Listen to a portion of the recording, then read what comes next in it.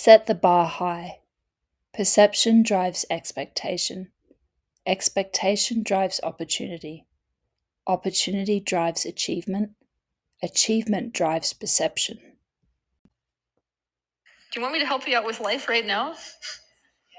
Okay, so then accept that you're never going to stop wanting. There will never be a day. It doesn't matter how zen you get. That means the thing that seems like the end all be all to your life today, you're going to get there and you're going to want more. That is the reality. And then it's about, how do I line up with that? So once you decide that what a relationship is what you want, then you begin the practice of, how do I achieve that? Taking other people's needs as part of my needs. XYZ. The time has come for some of you to just take action. It literally doesn't matter what direction. What action do you know you need to take? And don't even hesitate.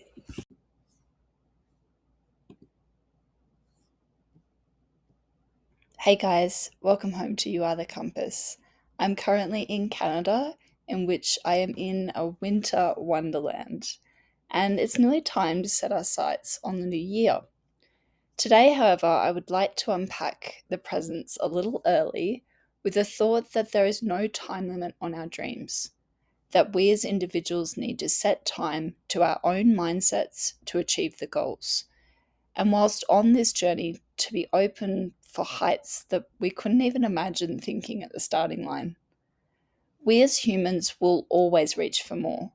We will achieve that once thought impossible goal of reaching the finish line of whichever race we have chose to run in.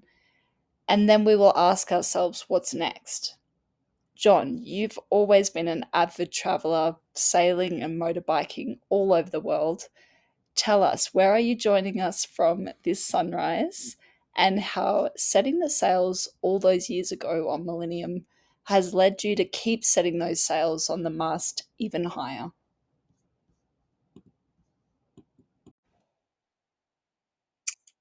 Well, I've got to wish you a happy sun rising or good sun rising here from the lovely area of Angkor Watt, Siem Reap, Cambodia. Just been on a lovely tour of some amazing temples from a civilization that collapsed back in the 18th century. Oh, I'll say that again. A civilization that collapsed back in the 11th century. So been through these amazing temples, and it's incredible how they could put all these temples together back in those days. How they cut the stone, move the stone, don't really know. And just looking at amazement of these temples. And when you're looking at amazement, you're very much in the present. Yeah, the mind could wander a bit, but you're very much in the present. You're not wishing to be somewhere else, wanting to travel somewhere else, wanting relationships. You're in the now. There is only the now. There's no future. There's no past. There's only the present. So when you get involved and surround yourself with the present, life changes. Sometimes time stands still. It's pretty amazing being in these high energy areas, and you just with amazement, just with awe of the place. Now, there's a lot of wanting in this world, wanting, wishing, hoping, trying. These are words that one should never use. So getting back to that introduction, which was wanting, so many people are wanting so much in life. I want this, I want that. And guess what? The universe, or whatever you want to call it, universe, Buddha, God, who knows, whatever, replies back to your messages. And say, for instance, you're wanting money. The universe replies back to that and gives you more wanting money. But you don't understand. I really need money. I really need it. I want this, and I want money for that. I want this. And guess what? The universe replies to that for what you're asking for, which is giving you more wanting. Yeah, that's so true, isn't it? puts things in the future so far, so distant, it doesn't work. You've got to picture yourself in the present, which again relates back to where I am at the moment, of these temples and everything around there at Angkor Wat, being very present. And you've got to visualise what it's like having money, for instance, visualising money being there to be able to do what you want to do, cancel that word want to do what you enjoy doing. And the other thing is once we put that intentions out there with our mind, the next thing we've got to do is a heartfelt thing, which is feel what it's like to have money, what it's like to go travelling, what it's like to have a boyfriend, girlfriend, whatever. You've got to put the emotion into it. So there's a combination of two things. You put out the intention and you bring it into the present, and you also put the emotion with it from the heart, what it feels like having money, what it feels like driving that new car. After a while, the desire seems to go and you become very present. And that's when the magic happens, being present. A lot of beautiful work by Eckhart Tolle and The Power of Now. Being present and getting out of the mind, getting back down to ground, instead of off with the fairies, up with the imagination, getting back down to ground and being present. And you find usually everything is there that you require. Money is another different thing. We've gone on to that track of money a bit, but abundance. Money is just the ability to do what you need to do when you need to do it. Now, most people have an abundance of lack. They still have abundance, but they don't realise they're putting out abundance of lack. So once you become present, these things seem to come to you easily and effortlessly. Yes, you've got to put in a few miles to make things happen. The universe rewards action steps, and you might go in a certain direction and realise, wow, this is not me, this is not working, this is not what I would like to happen. And you change directions. You realise that wasn't you. That wasn't your makeup. So then you start off on a new tangent, new direction, till you find your true divine self. So life is going down a road discovering who you really are. And when you find out what you're not, all right, that's a good opportunity to find out who you really are. And that could be changing jobs, relationships, many different things. But the main thing is to come back to the present. What brings you back to the present very quickly is meditation. A lot of people I find meditate and they say, oh, I've got problems here, my mind wanders, I seem to answer phone calls on mine. That's okay. Bring back to your breathing, because you cannot take a future breath and you cannot get back a past breath. You can only focus on the present moment of breathing. Now, in Buddhism, all suffering comes from not being present, worrying about the past, also anxiety about the future, and then you escape the now. You get up into the mind, and the mind starts doing 10 to the dozen, and the mind can't fathom a lot of things out. Somehow the universe can fathom a lot of things out. And when you get back to meditation, it seems to sort a lot of this stuff out, defrag the hard drive. I have been meditating over 30 years and I still say I'm practicing meditation. Have I perfected it? Not yet. I'm going down that track where it's not a pleasure to meditate, but I do notice my days go a lot better, things align a lot better, and the spontaneity of life comes in so much more. So being present, all of a sudden, you raise your consciousness, you start to see the beauty around you, the magnificent around you, also the beauty in people around you as well. Mm-hmm. Most people that come in life, good or bad, bring you a gift. And to recognise that, what that gift is. We're getting a little bit off topic. I'm going to bring it back with actually a listener that I had reach out to me about how you built the boat and how you had this goal, which was the original topic for this conversation of having goals, setting that bar really high and keeping focused, but still being in the present on the journey to achieving that goal.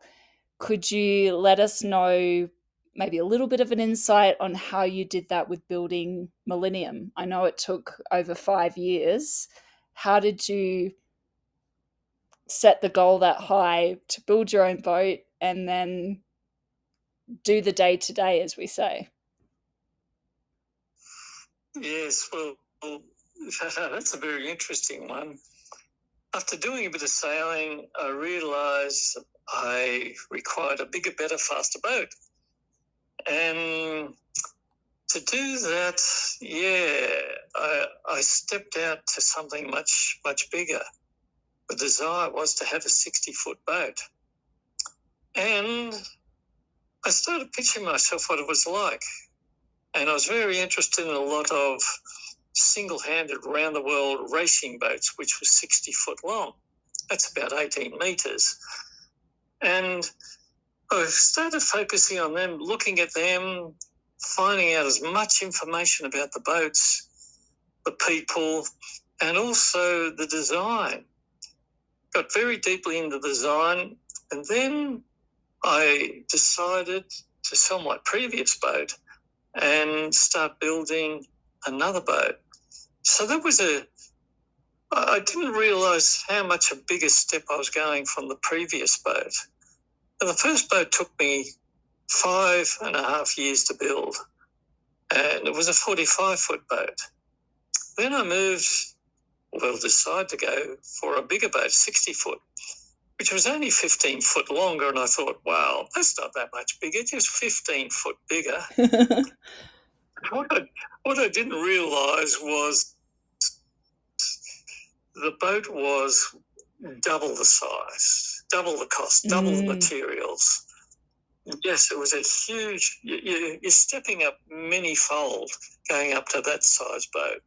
And I didn't realise this until I started building it. First, I had to build the shed to build it in. That was a big thing. And then, it must have been about a year down the track, and I'm going, oh my God, what have I taken on here? It felt like I bit off more than what I could chew. And it wasn't halfway through the project that I could finally see the light at the end of the tunnel. And it was a journey of earning money, building more, earning money, building more. So that went on for a process of actually 4.5 years till it was ready to go into the water. Yeah, so sometimes you've got to put the blinkers on. In other words, be focused on what you are doing and be very present too when you're doing it. Every now and then you've got to slip into the future, feel what it's like, planning stuff, designing stuff, engineering stuff with the boat. Then you get back to when you start working on the boat. And there were 12-hour days I was putting in, 12-hour days each day to make it happen. And at the same time, raising a family, including Jessie. And, yes, I think I was 2 when the boat was launched. Every week. Go ahead, Jess. I think I was 2 when the boat was launched, and that must mean that Jared was born whilst you were still building it. Jared was born before I started building it. Yeah. So he was born just after a pretty horrific motorbike accident that I had. So that was an amazing time in my life. But again, more lessons to learn. And that's the beauty. there's so many lessons that come in to teach us. So many people come in to teach us lessons. So everyone has a gift that's coming forward. So if you think that person's not good, there's also a gift in that for you. And if you can look in all people as bringing a gift to you for a lesson to learn, wow, you can change gears a lot quicker and move on very much faster. Yeah, so I managed to put this boat together 1 year sooner than the previous boat. But from the design concept to fruition, when it was finished, one big disaster happened along the way, which was I sold my previous boat, put a lot of money into the stock market, and the stock market crashed. Mm. And that meant that instead of getting a lot of people in to help me build the boat, I had to do 99.99% the work myself. And that included all the electrical work, all the plumbing work. The fiberglass work, I got 2 other people to help me for 6 days when we did the outer fiberglass of the mould. So, Would you say that, John, got that moving along pretty quick then. John, would you say that that particular challenge that you faced with selling the previous boat and then losing that money that you had earmarked for people to come in and help with those facets of the boat, that you're actually able to learn more about your craft and delve further into the electrical aspects and the fiberglassing and how the boat was actually going to run, and has allowed you to fix stuff on the fly now? Well, it was a great asset for me building that boat myself and giving me a lot of self-satisfaction, doing all the welding, electrical work and everything. It gives you a sense of pride. Pride's mainly ego stuff, but at least if things went wrong, I couldn't blame anybody. Mm-hmm. I had to take responsibility for everything I did. And that was a huge thing, especially when I was doing offshore racing in horrific storm conditions and you're wondering if the boat's going to hold together. At one stage, we did a Sydney to Hobart yacht race, 14 crew on board, and some of the worst conditions I've ever been in the ocean, down in the Southern Ocean there. And I was wondering if the boat was going to fall apart. Yeah. And, well, we survived that, as you found out. And still here. Yes. So it gives you a lovely sense of achievement, but instead of going, wow, look what I can do, it's more like an inner sense that gives you, wow, thank you. Thank you for the divine. Thank you for the universe helping me get all this together. Well, you're also being able to share that with other people. You're always actually able to share that with other people as well. So by you doing that for yourself and having that sense of achievement, you're able to gift that to other people when you have them on the boat, when you do your charters, when you did the racing, that you're able to impart that knowledge on to others as well in somehow. Well, there's a lot that imparts, and depends what other people are looking for, searching for. We had a lot of crew on board for many racing, cruising, diving, many people on board. And the energy of the boat's pretty good, pretty high. And some people even decided to go ahead and build their own boats or buy a boat. It changed quite a few people's life. I remember one person, he came on board and he was very depressed when he came on board. And at the end of the trip, he said, John, you saved my life. And I said, well, what do you mean? He said, well, I was going to nick myself, going to end my life until I went on this trip, and came back, and all of a sudden he had a whole different perspective of life. So different experiences and getting out of your comfort zone can change life with people, change life with yourself. Yeah. So tell me, why Cambodia now? You've traveled around the world and been to, oh, I've lost count of how many countries. Why go now? You're happy in Thailand. You've been on Millennium there for a couple of years, and now you're off again on a flight. Well, been on 30 years, so that's a long time. Yeah, well, this is actually my first flying experience in 11 years since I've been on an aeroplane.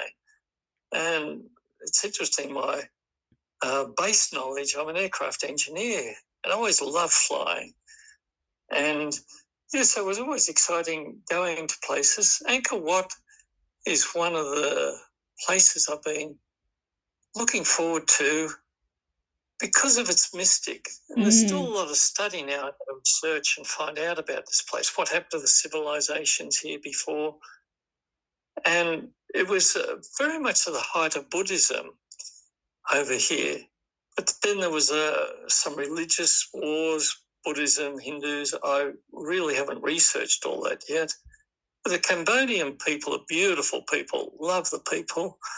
And yeah, they're different again to Thai people. But it's seeing different people, different walks of life. I don't know how many people I met while I was here from different countries, Bulgaria, Chile, that I talked to. And that's one of the things I love, seeing other people, different walks of life, understanding their journey, their life. And there's always a gift in those people that they give to you, that sense of adventure and what they've been through. And somehow with traveling, it expands your knowledge, expands your consciousness and awareness. And it's something I recommend for everybody traveling, stepping out of your comfort zone. It's fantastic. Thank you for those questions, Jessie. Yeah, no, Cambodia's always fascinated me as well, and probably due to that mystic and civilization that stems back from all those years. And it's a country that I haven't got to yet either, so it's one I look forward to exploring in the near future. Yes, it gives me the end to go on to other countries like India. That's a bit of a spiritual journey going to India. I usually like the word raising your consciousness rather than a spiritual journey. People misinterpret spiritual as religious and many other terms. Yes. Or it could be even having lots of spirits to drink, which is a little bit of a different way of looking at it. But that doesn't raise your consciousness. So as you raise your consciousness, it's not to prove anything to the outside world. It's only to yourself. And traveling, it really enlightens oneself. Yeah. I like to think of that saying, you're only competing with yourself. And once you take out the word competing, you're always striving to be better, right? So each day, if you can look something at a different light, at a different point of view, from someone's other point of view, you're always learning more, you're always growing. So you're only raising your consciousness from who you were the day before, and what lessons have you learned and need to still learn.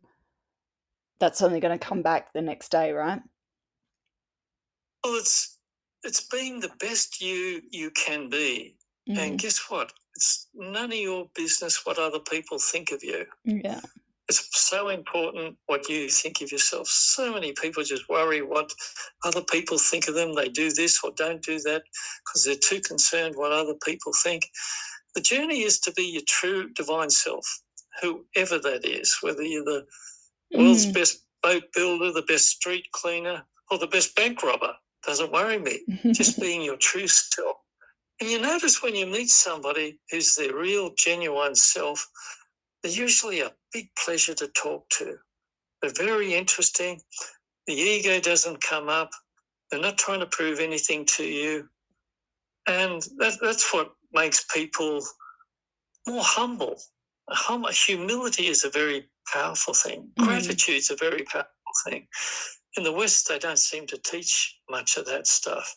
But when you discover it, it's a beautiful inner journey, inner power, inner strength, which, wow, yeah, raises your consciousness. Tell me, John, if I had said to you we'd be having this conversation 30 years ago, what would you have said?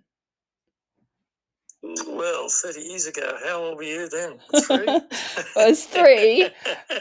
I mean, where you are now versus how you were just launching the boat and going into the racing. I can remember you racing at Hamilton Island and all around the world doing charters, to being there in Cambodia now at Angkor Wat. Well, if we go back even further, riding big motorbikes and things like that back in my teenage years, I would have never expected who I am today compared to what I was back then. So it's been a very interesting long journey of discovering oneself and discovering your own abilities and gifts. Everybody has gifts, and you've got to give that gift back to society for the better of society. And it could be just an accountant, a mathematician, it could be a street cleaner, it could be a gardener. It doesn't matter. It doesn't have to be the high-flying jobs. Yeah, it's being who you truly are and being the best person you can be. Well, we might have to wrap up, I think so. I think you're going to get to the airport and fly to Malaysia. Yeah, and then another flight to Thailand. So and back to Millennium. I've got to get going very, very soon. Well, yes, we will end it there, John, and look forward to picking it up when you're back on Millennium in Phuket. All right, and we'll have another chat to then. Always lovely talking to you, Jessie, and wish you well on your journey. Bye. Thanks, John. Bye. A little side note and amendment in reference to Angkor Wat. The temple complex, built in the capital of the Khmer Empire in the first half of the 12th century, took approximately 30 years to build. And at the end of the day, we will always seek more, to be better than yesterday. I feel it's very important to seek that growth from within us, from within our own internal compasses. And no matter if the dials get off course, don't let others set your goalposts or compass headings for you. You and you alone are your competition.